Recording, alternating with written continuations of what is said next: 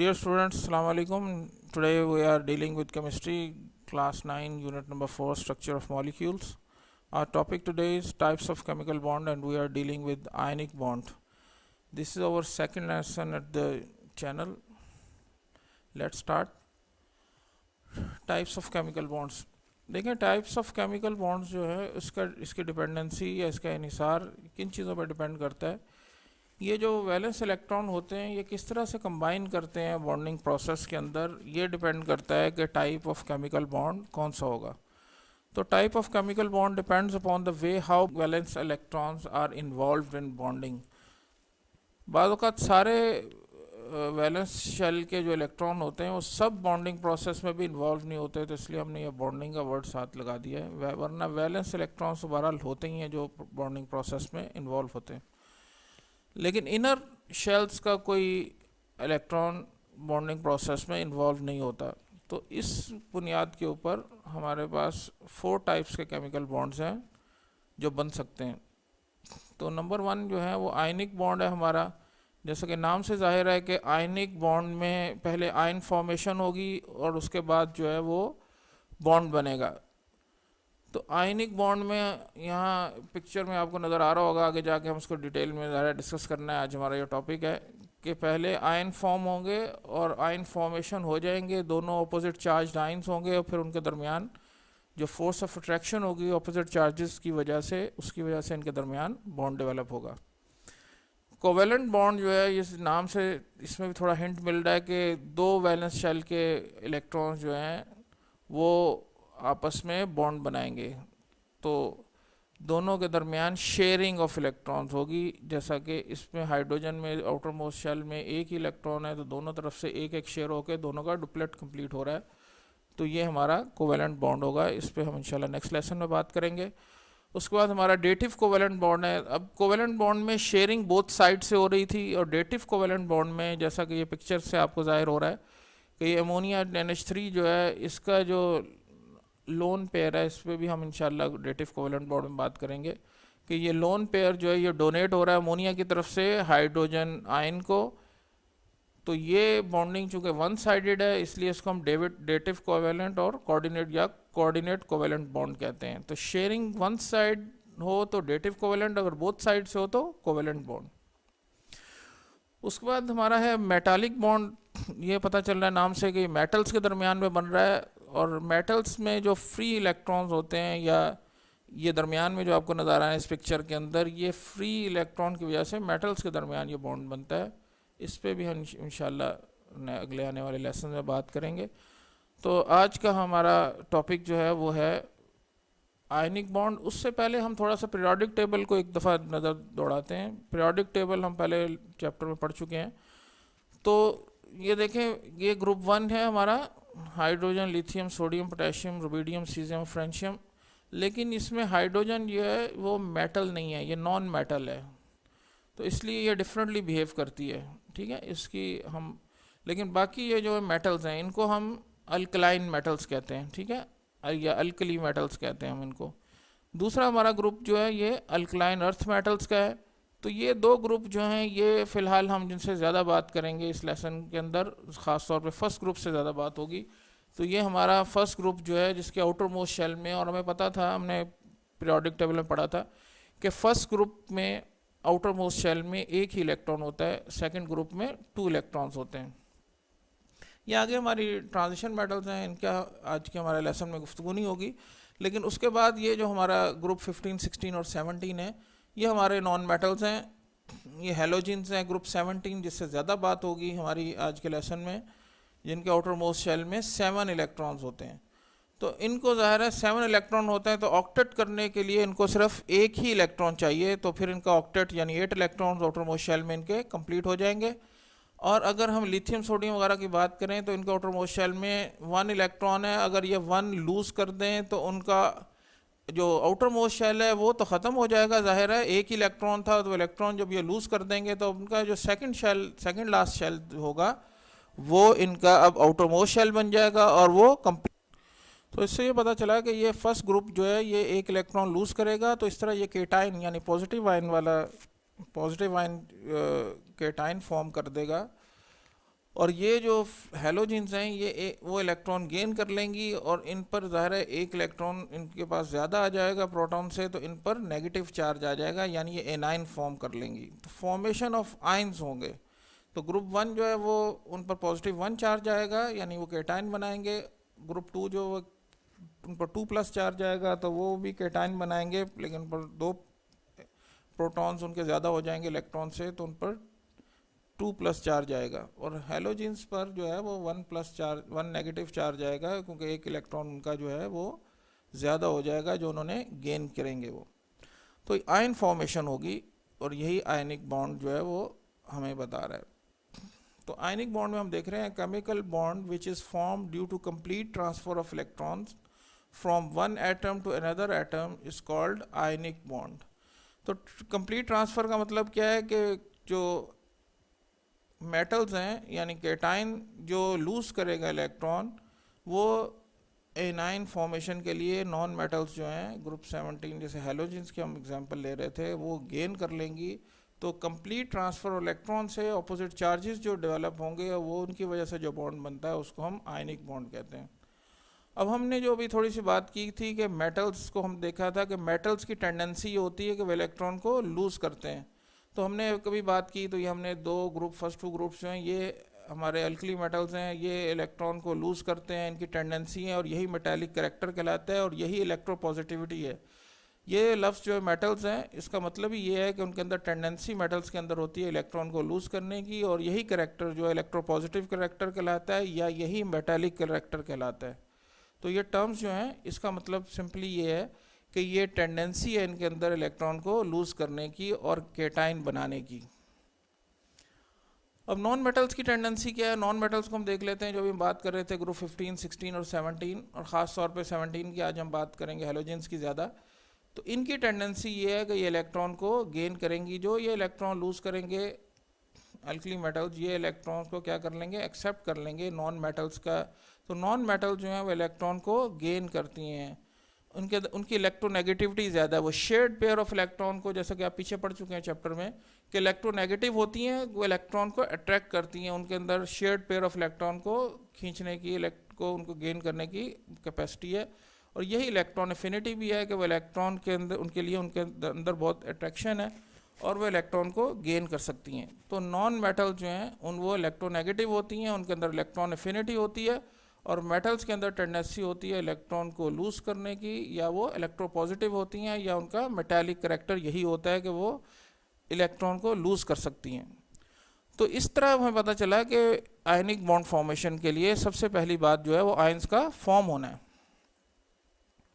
अब ionic bond की हम एग्जांपल दे रहे हैं, ये सबसे कॉमन एग्जांपल है सोडियम क्लोराइड की, जो बुक में आपके डील की गई है, कि 2 मोल्स जो है सोडियम के और वो क्लोरीन के 1 मोल से मिलकर जो सॉलिड है, सोडियम मेटल है, बहुत ज़्यादा रिएक्टिव होती हैं ये अल्कली मेटल जो हैं। क्लोरीन गैस ये भी बहुत ज़्यादा ज़ाहिर है कि इसके अंदर भी कैपेसिटी है केमिकल रिएक्शन की, बहुत ज़्यादा रिएक्ट करती हैं ये। तो ये दोनों मिलकर क्या बनाती हैं, सोडियम क्लोराइड, जो टेबल सॉल्ट है हमारा खाने का नमक। तो 2 मोल्स ऑफ सोडियम क्लोराइड ये बना रही हैं। तो अब ये हम ये देखेंगे अभी इसको कि ये कैसे ये काम करती हैं। अब हमारे सामने जो अहम बात है जो हम देखना चाह रहे हैं इस वक्त के सोडियम के अंदर इसकी इलेक्ट्रॉनिक कन्फिग्रेशन हम देखेंगे कि इसका जो एटॉमिक नंबर है वो 11 है, यानी इसके पास 11 इलेक्ट्रॉन्स हैं। तो हमें ये पता चलेगा कि फर्स्ट शेल में इसके 2 इलेक्ट्रॉन हैं, सेकंड शेल में इसके 8 इलेक्ट्रॉन्स हैं, और थर्ड शेल में इसके 3 इलेक्ट्रॉन्स हैं। तो तब इसके क्या हो गए, Z11, यानी कि इसका एटॉमिक नंबर कंप्लीट हो जाएगा। और क्लोरीन के पास 17 इलेक्ट्रॉन्स हैं, इसका Z जो है यानी कि एटॉमिक नंबर 17 है। तो इसके इलेक्ट्रॉनिक कन्फिग्रेशन जब हम देखेंगे तो हमें पता चलेगा फर्स्ट शेल कंप्लीट है, 2 है उसके अंदर, सेकंड शेल कंप्लीट है उसमें 8 इलेक्ट्रॉन्स हैं, और थर्ड शेल या आउटर मोस्ट शेल जो इसका उसमें 7 इलेक्ट्रॉन हैं। तो सोडियम के पास आउटर मोस्ट शेल में 1 इलेक्ट्रॉन है, तो उसका वो 1 इलेक्ट्रॉन को क्या कर सकता है, आसानी से लूज़ कर सकता है। और क्लोरीन जो है उसके पास 7 इलेक्ट्रॉन्स हैं, तो वो आसानी से 1 इलेक्ट्रॉन को क्या कर सकता है, गेन कर सकता है।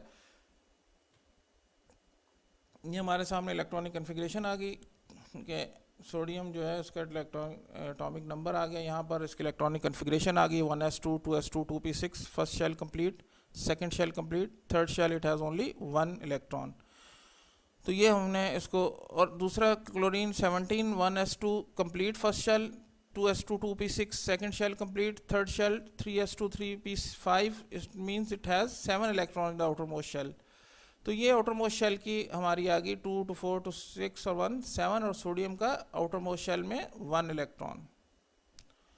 अब ये हमने कहा कि the ground state electronic configuration of this element is shown below. Ground state electronic configuration की डेफिनेशन आपने पहले भी शायद पिछले चैप्टर में देखी होगी कि हम लोएस्ट पॉसिबल एनर्जी लेवल पे रखना, ये ग्राउंड स्टेट इलेक्ट्रॉनिक कन्फिग्रेशन होती है. जब आप इलेक्ट्रॉनिक कन्फिग्रेशन पढ़ रहे थे तो आपने ये कहा था कि ये लोएस्ट एनर्जी लेवल है. फर्स्ट शेल जो है, सेकंड शेल जो है वो, उसके बाद उसकी एनर्जी हायर है, और थर्ड शेल की उससे ज़्यादा है.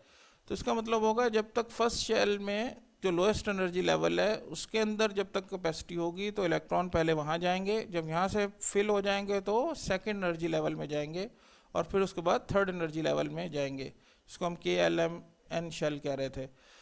तो वो यही electronic ground state electronic configuration है. The ground state electronic configuration is the arrangement of electron, जो इलेक्ट्रॉन्स की अरेंजमेंट है around the nucleus of an atom, atom के न्यूक्लियस के इर्द गिर्द, with lowest possible energy levels. जो लोएस्ट पॉसिबल एनर्जी लेवल होगा वहाँ पर इलेक्ट्रॉन की एडजस्टमेंट, ये हमारी कहलाती है ग्राउंड स्टेट इलेक्ट्रॉनिक कन्फिग्रेशन या ग्राउंड स्टेट इलेक्ट्रॉन कन्फिग्रेशन.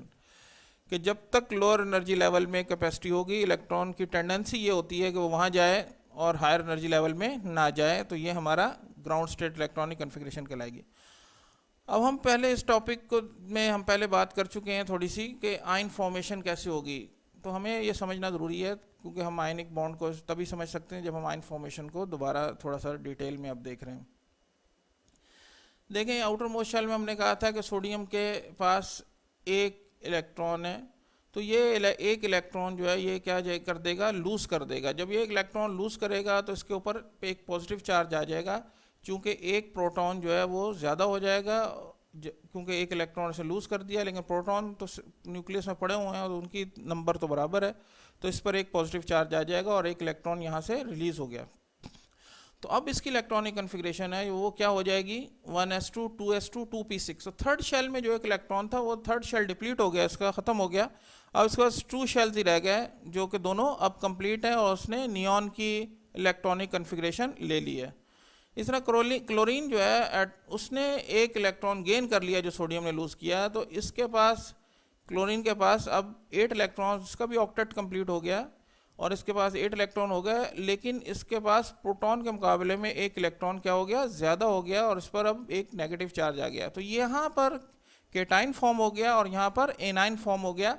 और ये 1s2 2s2 2p6 इसके 2 शेल्स अब ऑलरेडी कंप्लीट थे. अब थर्ड शेल भी इसका कंप्लीट हो गया, 3s2 और 3p6, उसने आर्गॉन की इलेक्ट्रॉनिक कन्फिग्रेशन ले ली. तो इसका मतलब है कि अब ये दोनों जो हैं स्टेबल हो गई.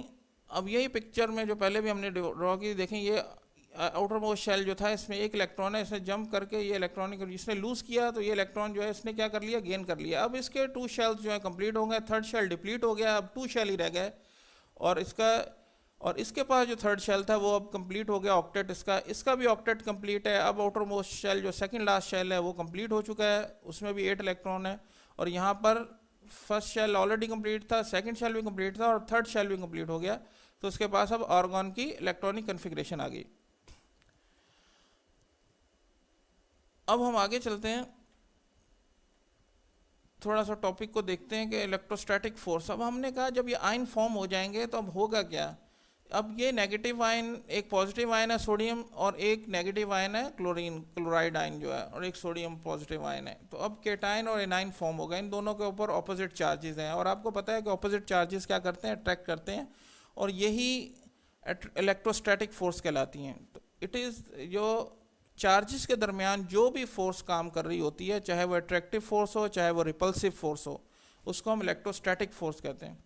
ठीक है, इट इज़ द अट्रैक्टिव और repulsive force between 2 electrically charge objects. जाहिर है जब ये केटाइन और एनाइन बन गए, इनके ऊपर चार्ज आ गया, हमें नज़र आ रहा है ये चार्ज, तो ये अब इलेक्ट्रिकली चार्ज ऑब्जेक्ट हो गए. एटम वैसे तो न्यूट्रल था, लेकिन जब इसने केटाइन फॉर्म कर दिया, इसने एनाइन फॉर्म कर दिया, तो इनके ऊपर चार्ज आ गया. अब जब चार्ज आ गया तो ये दोनों इलेक्ट्रिकली चार्ज हो गए. तो अब इनके ऊपर जो चार्ज आया तो इसकी वजह से इनके दरमियान, अब अगर तो ये लाइक चार्जेस होते तो रिपेल करते, लेकिन ये अनलाइक चार्जेस हैं क्योंकि यहाँ एक प्रोटॉन ज़्यादा है तो इसलिए इस पर एक पॉजिटिव चार्ज है, इसके ऊपर एक इलेक्ट्रॉन ज़्यादा है तो इसके ऊपर एक नेगेटिव चार्ज है, तो ऑपोजिट चार्जेस हैं। तो like charges repel each other while unlike charges attract each other. तो हम देख रहे हैं ये अनलाइक चार्जेस हैं, तो अब हम कह रहे हैं कि both of these atoms are now change into oppositely charge ions, ठीक है। They stabilise themselves by combining with each other, ये दोनों एक दूसरे के साथ क्या हो जाएंगे, कंबाइन हो जाएंगे due to electrostatic force of attraction. इन ऑपोजिट चार्ज होने की वजह से इलेक्ट्रोस्टैटिक फोर्स ऑफ अट्रैक्शन होगी, रिपल्शन नहीं होगी। तो ये दोनों कंबाइन होकर सोडियम क्लोराइड बना देंगे, ये सोडियम आयन, ये क्लोराइड आयन, और दोनों मिलकर क्या बना रहे हैं, sodium chloride, the table salt. अब the compounds form due to ionic bonds are called ionic compounds. अब इस तरह के जो आयनिक बॉन्ड्स बनते हैं जिसमें आयंस की फॉर्मेशन से, उनको हम क्या कहते हैं, जो उन कंपाउंड्स को हम आयनिक कंपाउंड्स कहते हैं। अब हम आगे देखते हैं, टेस्ट योर सेल्फ है हमारा पहला क्वेश्चन हमारा ये है, टेस्ट योर सेल्फ जो भी 4.1 है। Why does sodium form a chemical bond with chlorine. तो हम देखेंगे कि सोडियम क्लोरीन के साथ क्यों बनाता है। अभी हमने सारा इसको देखा है कि सोडियम के पास आउटर मोस्ट शेल में एक इलेक्ट्रॉन है और वो इलेक्ट्रो पॉजिटिव है, उसने सोडियम आयन बनाना है, और क्लोरीन के पास 7 है, वो एक इलेक्ट्रॉन गेन कर लेगा और क्लोराइड आयन बना देगा, नेगेटिव आयन एनाइन बना देगा। तो दोनों के दरमियान फिर ये फोर्स ऑफ अट्रैक्शन जो है वो पैदा होगी, तो जो इनको बॉन्ड बना देगी और ये आयनिक बॉन्ड बन जाएगा। तो ये आंसर हमने लिखा है कि sodium being a metal is electropositive. Metal जो है इलेक्ट्रोपॉजिटिव होती हैं, यानी and tends to lose the only one electron in outer most shell. अब सोडियम के पास एक ही आउटर मोस्ट शेल में है, तो उसकी टेंडेंसी होगी कि वो लूज कर दे आउटर मोस्ट शेल से एंड बिकम सोडियम आयन, और वो सोडियम आयन बना दे, एक केटायन बना दे। Chlorine being a non metal is electronegative. Chlorine जो है वो एक नॉन मेटल है तो इलेक्ट्रोनेगेटिव है, and tends to gain that electron. तो वो क्या करेगी, वो इलेक्ट्रॉन, उसी टेंडेंसी है वो इलेक्ट्रॉन को गेन करे टू कंप्लीट इट्स ऑक्टेट, और वो ऑक्टेट अपना कंप्लीट कर ले and become chloride ion. They react and combine with each other, ये दोनों एक दूसरे का रिएक्ट करेंगे और कंबाइन हो जाएंगे due to electrostatic force of attraction. तो इलेक्ट्रोस्टैटिक और फोर्स ऑफ अट्रैक्शन की वजह से बिटवीन देम जो उनके दरमियान एंड फॉर्म सोडियम क्लोराइड, और सोडियम क्लोराइड बना देंगे। सेकंड इनका क्वेश्चन है, why does sodium lose an electron and attains +1 charge. तो हमें पता है कि सोडियम के पास आउटर मोस्ट शेल में एक इलेक्ट्रॉन है, तो वो लूज करके पॉजिटिव आयन या केटायन बना देगा। Sodium has only 1 electron in outer most shell. It tends to lose that electron and becomes sodium ion because after losing 1 electron, it has 1 more proton than electrons. तो ये एक proton ज़्यादा होगा, तो इस वजह से वो क्या बना देगा, प्लस चार्ज आ जाएगा, +1 चार्ज इस पर आएगा, तो केटाइन फॉर्म हो जाएगा। How do atoms follow octet rule. Atoms octet rules को कैसे फॉलो करते हैं। तो atoms follow octet rule by gaining, losing और शेयरिंग इलेक्ट्रॉन्स। हमें पता है कि एटम्स जो है ऑक्टेट रूल को कैसे फॉलो करते हैं, वो या तो गेन करते हैं या लूज करते हैं इलेक्ट्रॉन को, या शेयर करते हैं। Thus they complete their outer most shell and acquire nearest noble gas electronic configuration and become stable. तो इस तरह वो गेनिंग, लूजिंग और शेयरिंग से क्या करते हैं, अपने आउटर मोस्ट शेल को कंप्लीट कर लेते हैं और नियरेस्ट नोबल गैस की इलेक्ट्रॉनिक कॉन्फ़िगरेशन को अटेन करके वो स्टेबल हो जाते हैं। Which electrons are involve in chemical bonding. कौन से इलेक्ट्रॉन्स जो है केमिकल बॉन्डिंग में इन्वॉल्व होते हैं। Valence electrons are involve in chemical bonding.